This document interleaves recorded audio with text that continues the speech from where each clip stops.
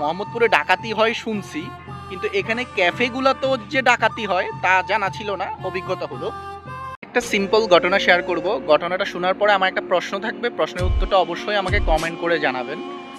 মোহাম্মদপুর নিয়ে ইদানিং খুব ভিডিও ভাইরাল হচ্ছে এবং অনেকগুলো ভিডিও ট্রেন্ডিংয়ে আছে, মোহাম্মদপুর নিয়ে অনেক কথা হচ্ছে। ঘটনাটা মোহাম্মদপুরেই ঘটলো আজকে আমার সাথে।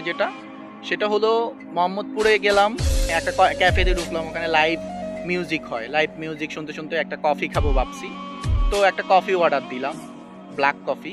কফিটা আসলো, খেলাম, কিছু জঘন্য গান শুনলাম। মনে মনে তখন ভাবলাম যে আমার ফোনে ইউটিউব থেকে তো এর থেকে ভালো গান শোনা যেত, এখানে অটো টিউন দিয়ে বসে বসে পয়সা ওয়েস্ট করে গান শোনার তো কোনো মানি হয় না। তারপরে চলে আসবো, বিলটা চাইলাম, বিল দিল।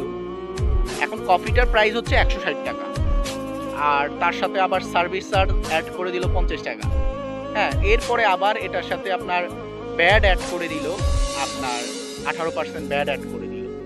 তো কফির দাম হয়ে গেল 240 টাকা।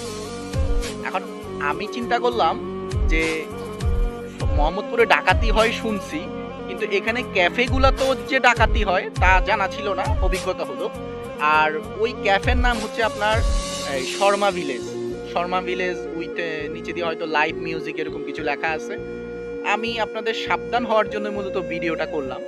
তো আমার প্রশ্নটা হচ্ছে, এখন আমি বাসায় যাচ্ছি, আমি যে বাসায় যাব, বাইক চালায়া বাসায় যাচ্ছি, আমার মাথা ঘুরাচ্ছে, আমি ঠিকভাবে বাসায় যেতে পারছি না, তাই এখানে বসে আপনাদের সাথে আমার ঘটনাটা শেয়ার করলাম। তো এখন আমার প্রশ্নটা হচ্ছে যে, আমার যে মাথা ঘুরাচ্ছে এটার কারণ কি? আমার ওই কফিটা খাওয়াতে, ফুড পয়জন হওয়াতে মাথা ঘুরাচ্ছে, নাকি বিলটা বেশি হওয়াতে মাথা ঘুরাচ্ছে? আপনারা আমাকে কমেন্ট করে জানাবেন।